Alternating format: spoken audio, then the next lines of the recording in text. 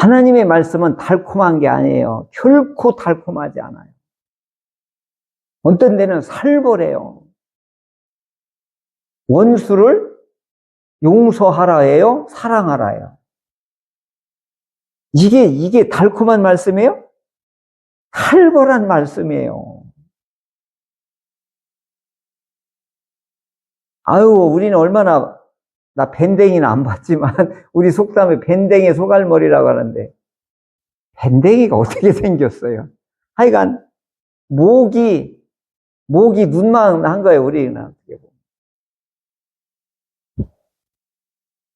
그 얘기를 했어요, 시작부터. 그랬더니 다 어떻게 해요? 같은 문제잖아요. 다 같이 느끼는 문제잖아요. 우리가 왜 이렇게 허우적거리며 치열하게 사는데 다 여기에 걸려 있는 거잖아요. 여기에 안 걸린 사람이 어디 있냐고요. 에덴에서부터 이미 방출되는 순간부터 이 무거운 짐이 오늘 우리의 문제란 말이에요. 그러면서 어떻게 된 거예요? 제가 이 에덴이라고 하는 것이 이게 울타리거든요. 이게 울타리, 이게 칸이라고 원어는 돼 있는데 이게 울타리예요. 근데 이 안에는 정말 12달 먹을 수 있는 과일 나무가 매달 다르게 나오는 거예요. 그 다음에 여기에 선악과를 알게 하는 나무와 여기 생명나무 두 가를 가운데 센터에다 딱 세워놓고 이것을 하나님이 공급하시는 것을 네가 믿느냐 이것을 이게 이 두 나무가 그거거든요. 하나님이 너에게 이 모든 것을 공급한다는 것을 믿어라. 이게서 이 두 나무를 가지고 확인시켜 주는 거거든요. 근데 이걸 의심하고 결국 범해니까 어떻게 여기서 방출된 거잖아요. 퇴출. 이걸 다 잃어버린 거잖아요. 하나님의 풍성함을 다 놓고 나온 거예요. 이때부터 내가 저걸 만들어내야 되는 거예요. 그래서 전에 설교를 제가 이때부터 방출되는 순간 이 아담과 하와는 결핍된 존재가 되는 거예요. 좀 어려운 말이지만 이게 죄인이라고 하는 뜻이에요. 죄인은 뭐다요? 결핍된 존재. 이걸 내가 채워야 돼요. 내가 만들어야 되고 내가 노력해야 되고 내가 해야 돼요. 그래서 어떻게 해요? 마지막에는 탈진하고 지치고 발버둥치다 어떻게 해요? 죽는 거예요. 그래서 어거스틴은 이걸 한 단계 더 나갔어요. 이렇게 죽는 인생을 뭐라고 그랬죠? 비참한 존재라고 한 거예요. 왜 이렇게 계속 삐뚤어지지? 이걸 죄인이라고 한 거지. 성경을 보면 이게 점점 또렷해져요. 요즘을 이렇게 보면. 아, 우리 인생의 문제가 뭐냐? 저예요. 결핍, 비참. 이걸 회복하는 게 우리 최대의 과제예요. 그리고 이게 하나님의 이걸 하기 위해서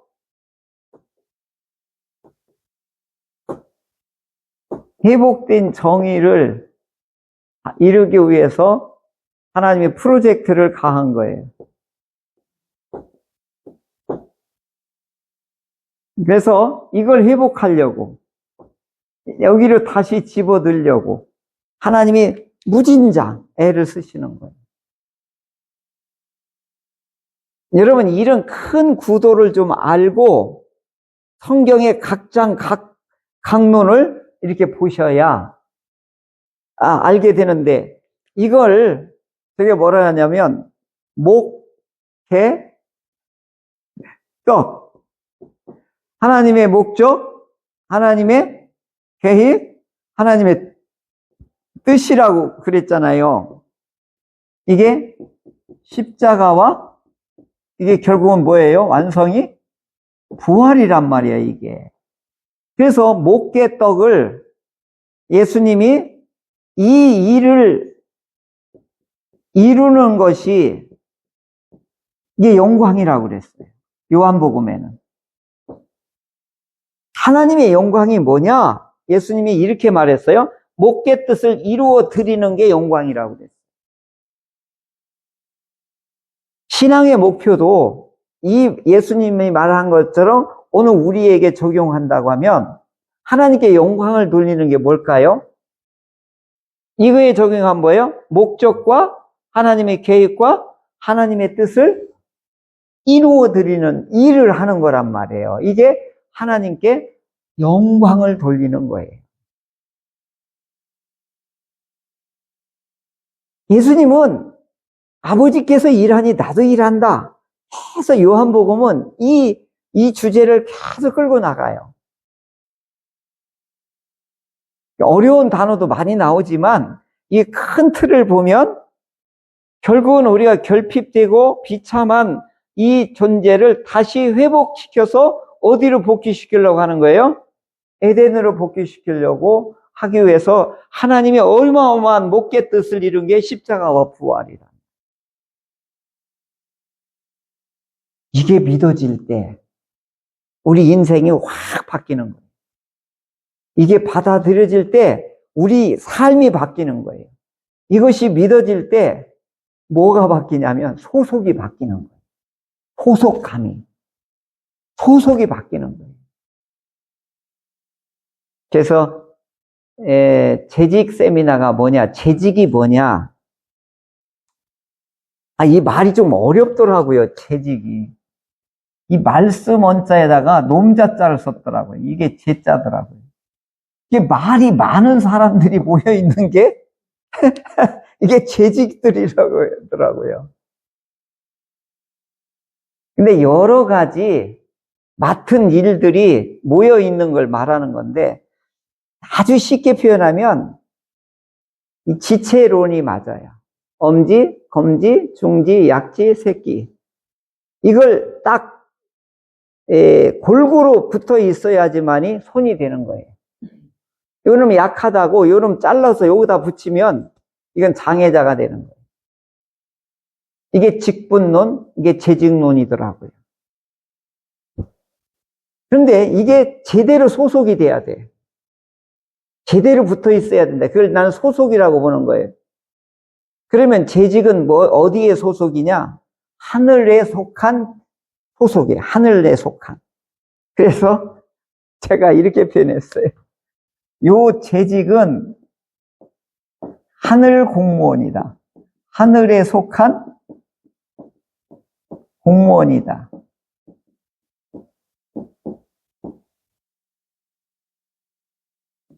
그러니까 우리는 재직들은 뭐예요? 하늘나라의 뭐예요? 공무원들이라고요. 그러니까 오늘 우리들은 이 소속감이 또렷할 때 눈치를 보지 않게 돼요. 그러니까 미국 시민권자가 딱 이 시민권이 있으면요 눈치 안 봐요. 영주권만 가져도 눈치를 안 보는데 그래도 불안해요. 그런데 영주권, 시민권이 없이 체류하면 이 사람들은 뭐라고 하는 거예요? 불법 체류자가 되는 거지요. 그래서 이 시민권자, 하늘 공무원의 이 소속이 분명하게 되면 이 사람들은 자기 맡은 일에 자기 위치에서 당당하게 충성할 수가 있는 거지. 그런데 왔다리 갔다리 하는 사람이 있어요. 이 사람이 불법 체류자예요. 그럼 이분들을 통해서 하나님의 일을 할 수가 없습니다. 그래서 제일 먼저 중요한 게 뭐냐? 소속감을 확인하라. 그래서 나는 왕 같은 제사장입니다. 나는 예수님의 피로 용서받은 의인입니다. 하나님은 나하고 무슨 관계다?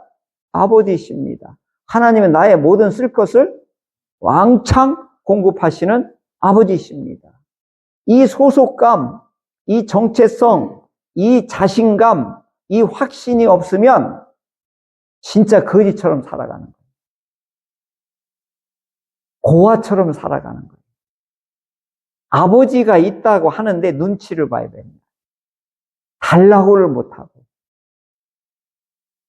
그래서 우리 하나님께서는 프로젝트가 뭐냐면 목계 뜻인데 그게 뭐예요? 십자가와 부활로 회복된 정의로 여기를 복구시키려고 하는 거예요. 그 일에 오늘 시편 136편은 뭐라고 하는 거예요?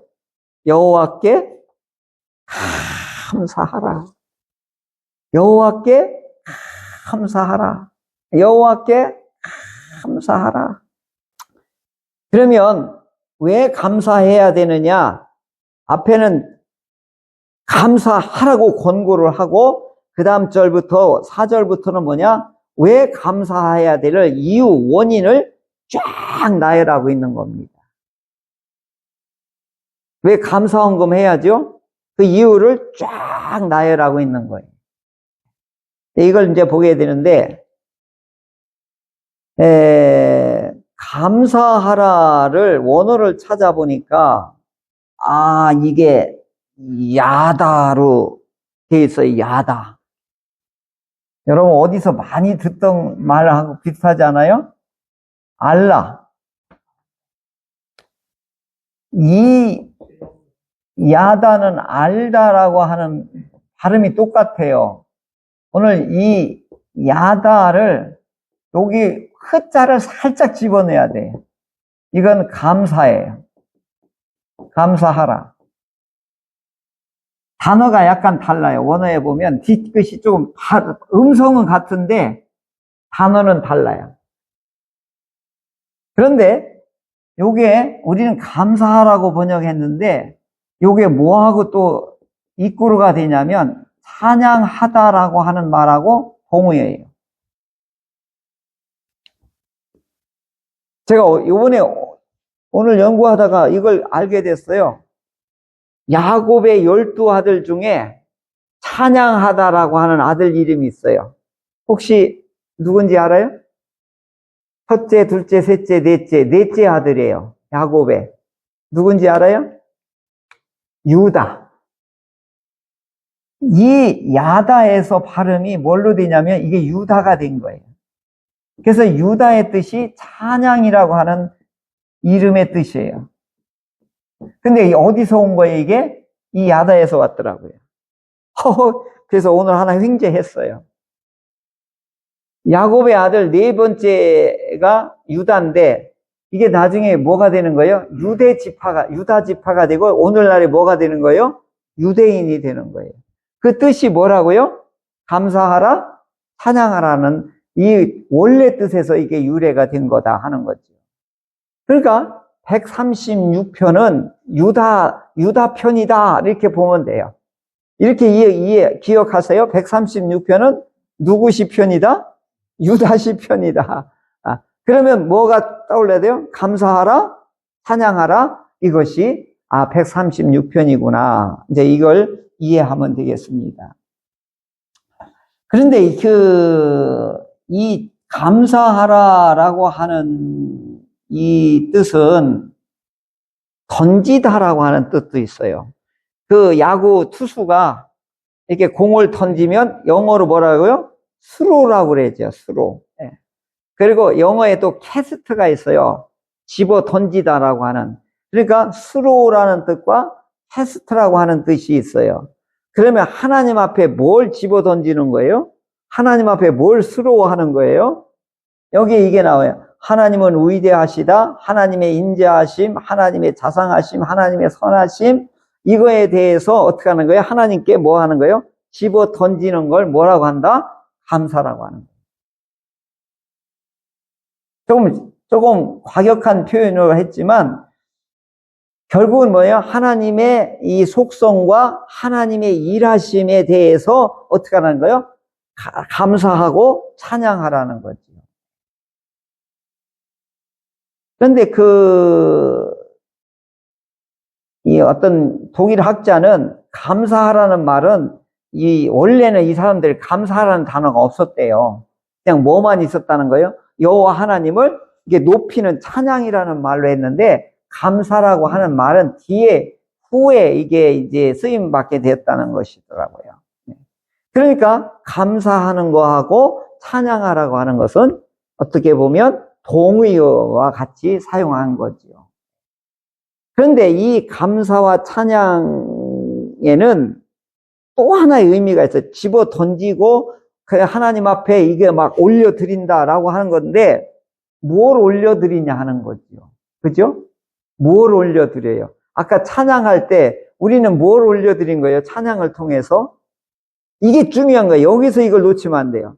찬양할 때 찬양의 가사의 내용을 내가 그걸 진심으로 이렇게 올려드리는 거예요. 가사가 중요한 거예요, 찬양은. 곡조보다는 진짜 하나님 앞에 올려드리는 찬양은 뭐가 더 중요한 거예요? 내용이 중요한 거예요, 내용.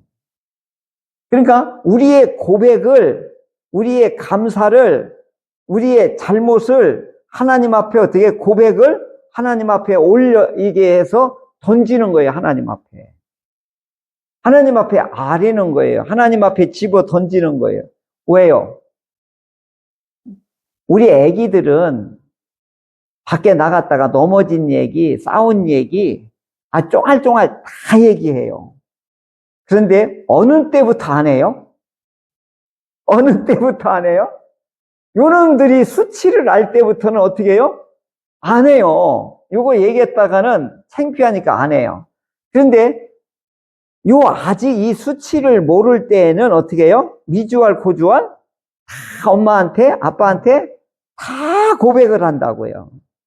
그럴 때 엄마, 아빠는 다 알면서도 엄마, 아빠를 믿어주고 엄마, 아빠를 신뢰하고 엄마, 아빠가 자기를 품어줄 거라는 걸 이렇게 믿어주는 이 아이를 더 사랑하는 거죠. 이게 고백의 기도예요. 하나님 앞에 우리의 죄와 악과 실수와 번과를 집어 던질 수 있을 때 하나님은 우리를 어떻게 하는 거예요? 다정하게 대하시는 거예요. 그래서 참회와 고백의 기도가 매우 매우 중요한 거예요. 이게 형식이 아니에요. 마음이 담겨야 돼요. 마음이. 아까도 찬양도 뭐가 들어가야 되는 거예요? 이 고백이 거기에 담겨져 있어야 돼요. 주님 다시 오실 때까지. 내가 갑자기 어떤 생각이 됐냐면 부산 여러분들 끌고 다닐 때 엄청 불렀거든요. 그때 여러분들이 생각이 나는 거예요. 그 제자 훈련, 그 어려운 걸 다 아주 목사 따라서 여러분들이 그 훈련 받으러 다닌 게 그게 생각이 나는 거예요. 주님 다시 오실 때까지 우리 손잡고 이렇게 가면 좋겠다 속으로 그런 감동으로 아까 막 불렀어요.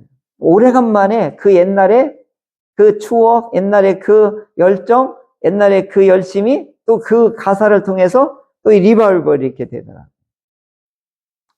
그러니까 감사하라 하는 것은 추억이 들어가야 돼요. 감사하라는 거는 우리의 삶의 기억이 들어가야 돼요. 그래야 이게 뭐예요? 꿈틀거리기 시작하는 거예요. 이게 제가 참 어머님이 부르시던 412장 그 부르면 가끔 울컥해요. 이게 뭐냐면 어머님이 부른 찬송이 내 찬송이니까. 그리고 이게 어머님이 이렇게 애창했던 곡이다.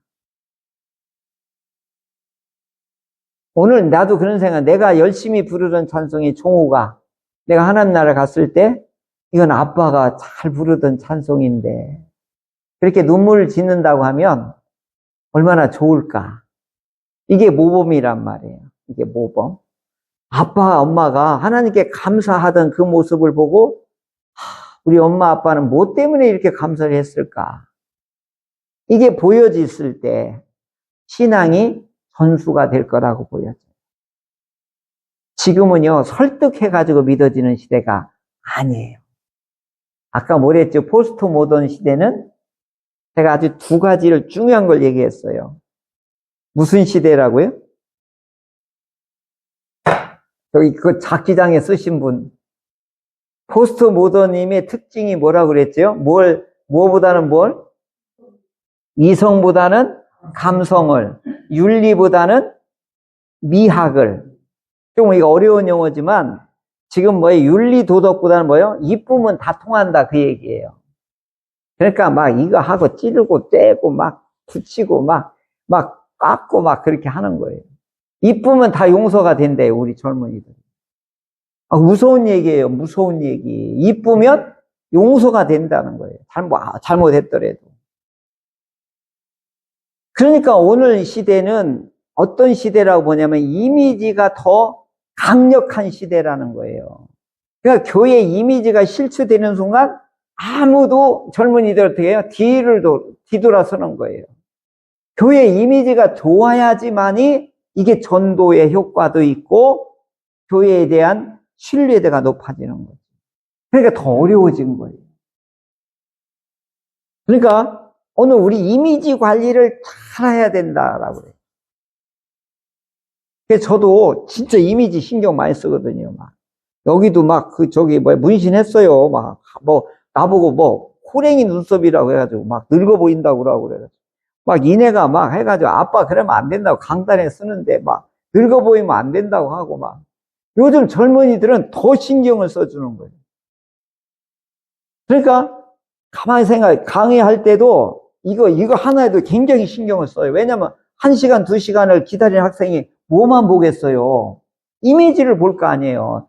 가르치는 내용이 어떻든 하지만 1~2시간을 계속 볼 거 아니겠어요?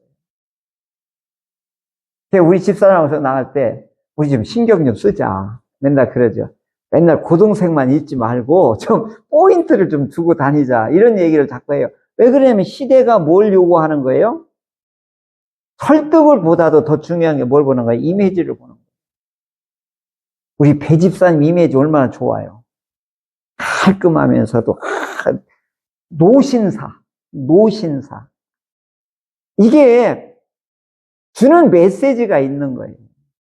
오늘 포스트 모던 시대 때는 아무렇게 다니면 안 되는 거예요. 더 신경을 쓰고 우리 그리스도인들에 가면 더 깔끔하고 더 포인트를 두고 자기만의 그런 이미지 관리를 좀 하시기를 바래요. 예배 드리러 올 때 꾀죄죄 하고 오지 말라고 좀 포인트를 주고서 오시라고. 이게 뭐냐면 1차적으로 시각적인 효과가 마음을 여는 것이 돼버리는 거잖아요. 그래야 진리를 전하고 진주를 전하고 설득을 할 수 있는 아직 저기가 마음의 문이 열리지. 그렇지 않으면 닫혀있는 데가 이게 뚜껑이 닫혀있는 데가 아무리 진리를 보면 한 방울이라도 들어가겠냐고요. 그러니까 좀 비싼 거 하라는 얘기는 아니에요. 뭘 하는 거예요? 포인트를 주면서 이미지를 좀 이렇게 좀 하면 어떻겠느냐 하는 거죠. 그러니까 감사하고 찬양이라고 하는 건 형제지간인 것 같고요. 그런데 결국은 쭉 뭐냐면 하나님이 창조하신 거에 대한 감사하자. 그리고 우리를 구원해 내신 거에 대한 감사하자. 하나님이 놀라운 해와 달과 별을 지은 거에 대해서 이 기이한 능력을 행하시는 하나님께 감사하자. 이 모든 것을 지혜로 설계를 하신 하나님께 감사하자. 애굽에서 건져내고 우리의 대적들을 박살내신 그 하나님의 능력에 감사하자. 그 내용들을 역사를 주관하신 하나님께 감사하자. 이 내용들을 쭉 하고 우리를 가나안의 기업을 주신 하나님께 감사하자. 우리 삶에 풍성한 것을 우리에게 제공하시는 하나님께 감사하자. 이 내용이 136편인데 그 후렴구가 뭐예요? 똑같이 그 인자하심이 영원하다. 그 인자하심이 헤세드예요. 그 선하심이 뭐냐면 토부예요. 그러니까 하나님은 그 헤세드와 그 사랑과 그 풍성함으로 영원히 우리를 이렇게 보호하고 인도하고 제공해 주시는 하나님이기 때문에 감사하자라고 매절마다 이게 영원하다는 얘기는 장구하게 시간이 무한대로 하나님께서는 변개함 없이 끊임없이 우리를 위와 같이 제공해 주시는 하나님 뭐이렇게 어떻게 하자? 감사하자. 이분은 하나님의 풍성함을 체험하신 분이에요. 그러니까 어떻게 해요? 물질에 매이지 않는 분이에요. 거기부터 자유로움을 가진 분이라고 이렇게 볼 수 있습니다. 2026년에는 아슈레이를 누리려면, 행복하여라 복 있는 사람으로 살려면은 1차적으로는 돈으로부터 자유함을 얻어야만 돼요. 이게 안 되면 행복해질 수가 없어요. 근데 오늘 비결을 주셨죠? 돈으로부터 우리가 자유로워지려면 아까 3가지를 주셨는데 핵심은 뭐예요? 하나님이 공급해 주시는 풍성함을 체험하라. 그리하면 자유로워질 것이다. 하나님이 우리에게 채워주시고 하나님이 우리에게 공급해 주시고 하나님이 우리에게 넉넉하게 제공해 주시는 것을 경험할 때만이 물질로부터 벗어날 수 있습니다. 제가 신학교 갈 때 제일 무서웠고 제일 힘들고 제일 어려웠던 게 뭐예요? 누가 먹여 살리냐. 내가 먹여 살리는 줄 알았어요. 근데 그게 아니더라 이거예요. 성경 말씀대로 하나님이 하시더라. 그때서 신학을 어떻게 직장을 그만두고 신학교를 갈 수 있게 되더라. 오늘 우리들의 삶을 그러면 다 목사님 직장 포기하고 다 저기 신학교 갈까요? 제가 그 뜻에서 얘기하는 게 아니에요. 저는 소명을 받아서 하는 거이고 여러분의 직업 소명이 뭐예요? 직장과 일터 사업장이 뭐예요? 나의 이것이 하나님의 풍성함을 제공받는 그곳이 바로 거룩한 장소란 말이에요. 거룩한 직장이고 거룩한 사업장이란 말이에요. 그때 중요한 게 뭐예요? 이 사업장에 이 직장에 내 생업에 하나님이 풍성하게 부어주는 것을 어떻게 하자? 경험하자. 체험하자. 그렇게 되면은 물질로부터 돈으로부터 우리가 자유함을 얻게 된다. 왜 그러냐면 하나님이 해주신다는 것이 이게 확신이 들어갈 때에 자유로움이 있게 되는 거죠. 그럴 때 우리가 하나님의 일을 할 수 있는 거예요. 봉사할 수 있고 충성할 수 있고 구제할 수 있고 윤택한 일을 우리가 할 수가 있는 거죠.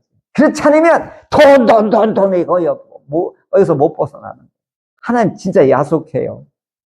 먼저 제공해 놓고 믿으라고 하면 얼마나 좋겠어요?